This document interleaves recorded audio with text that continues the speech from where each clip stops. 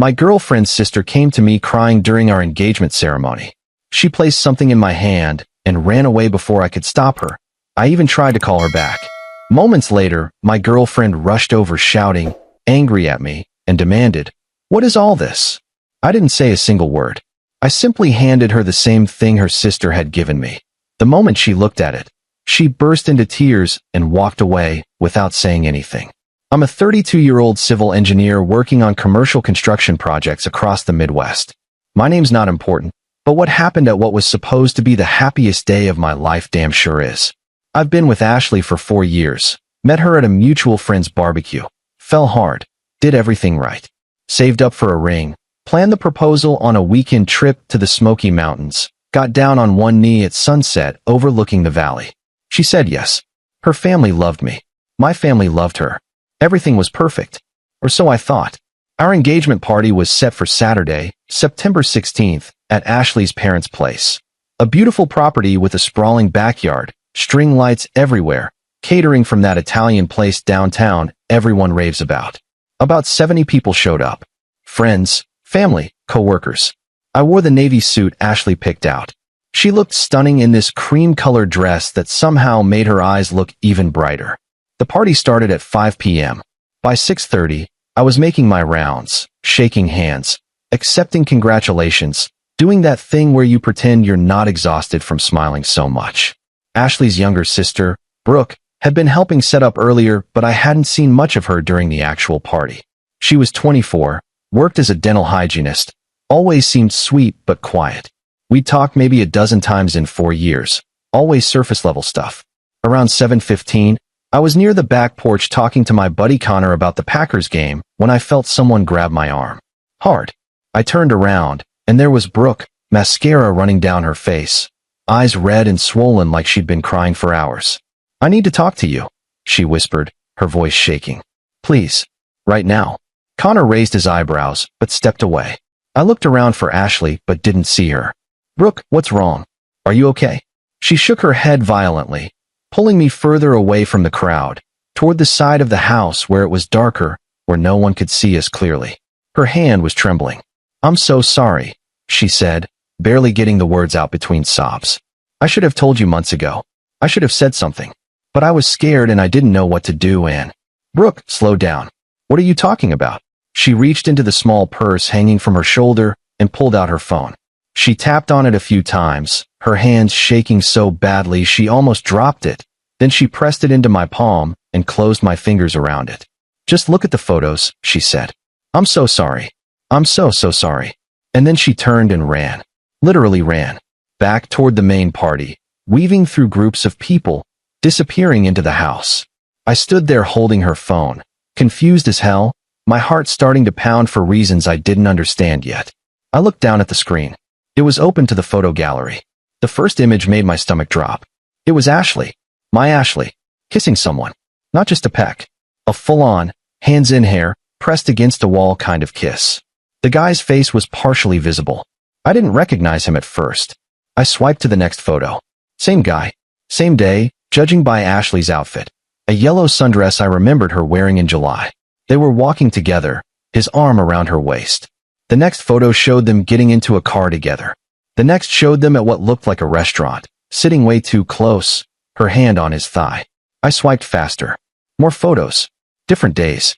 Different outfits. Weeks of photos. Maybe months. Ashley laughing with this guy. Ashley holding his hand. Ashley coming out of what looked like a hotel. The last photo was time-stamped 3 days ago. September 13th, Wednesday. The day I'd worked late on a project deadline. The day Ashley said she was having dinner with her mom. In the photo, she was in a car with him, kissing him. His hand was on her neck. I couldn't breathe. My vision blurred for a second, and I had to steady myself against the side of the house. The sounds of the party, laughter, music, clinking glasses, felt like they were coming from underwater. That's when I heard her voice. "What the hell is going on?" I looked up. Ashley was storming toward me, her face twisted with anger.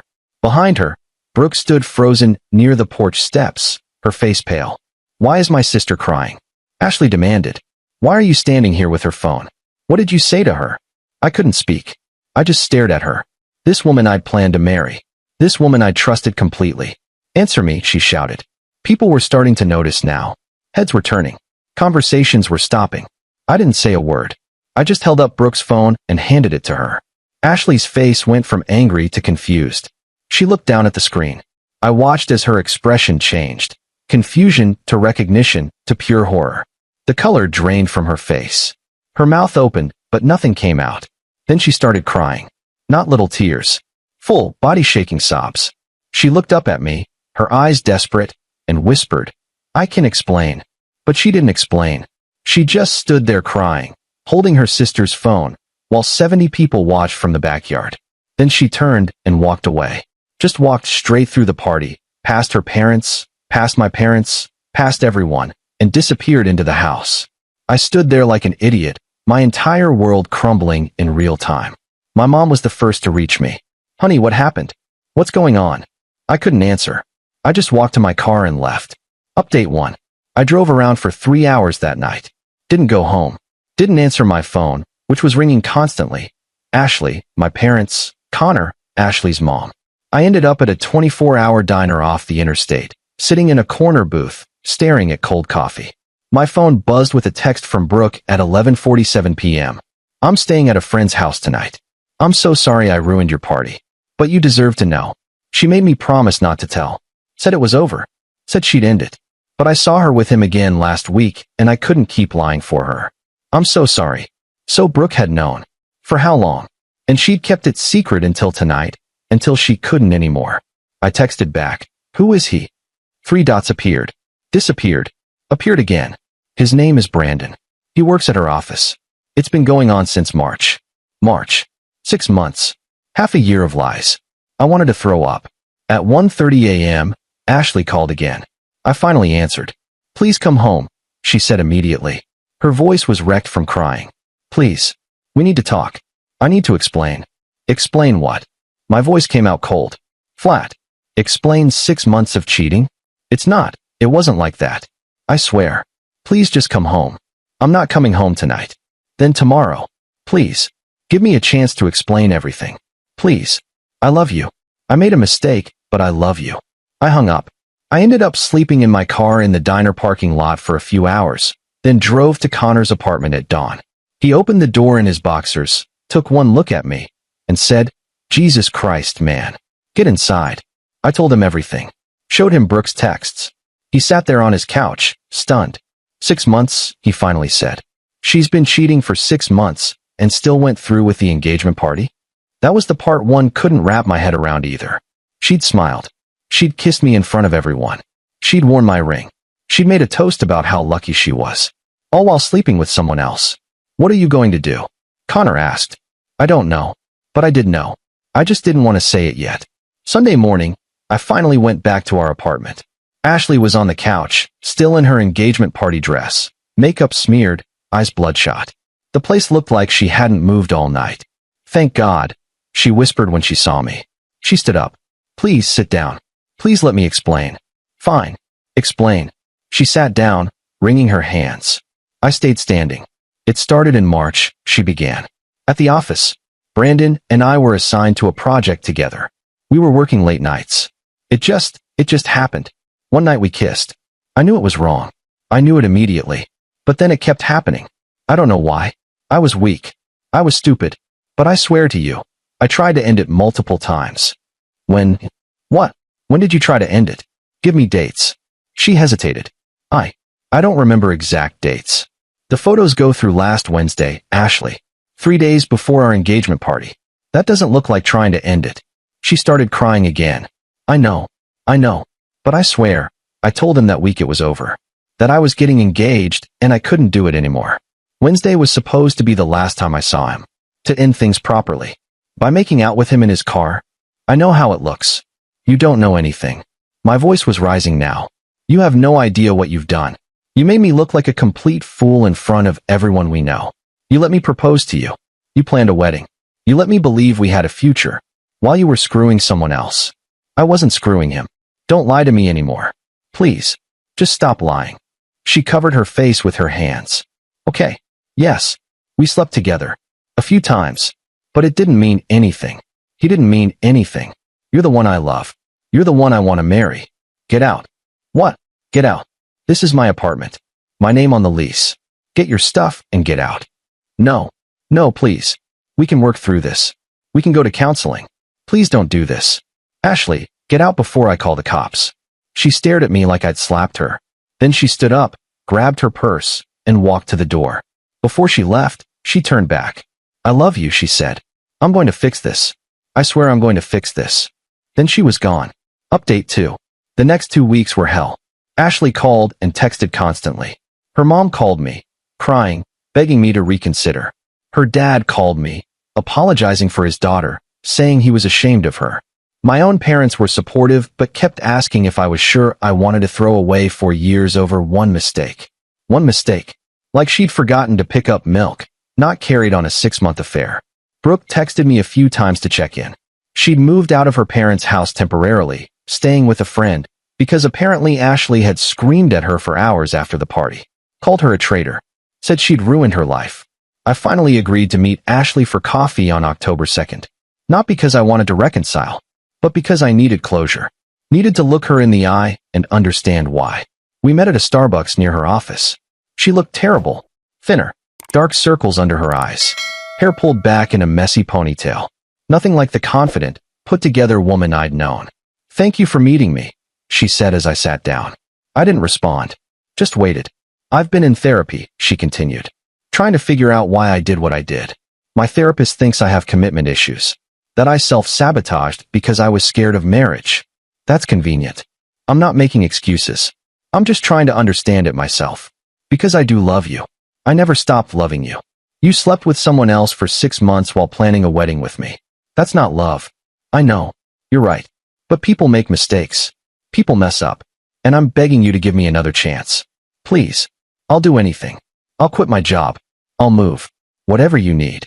I need you to be honest with me about one thing. Anything.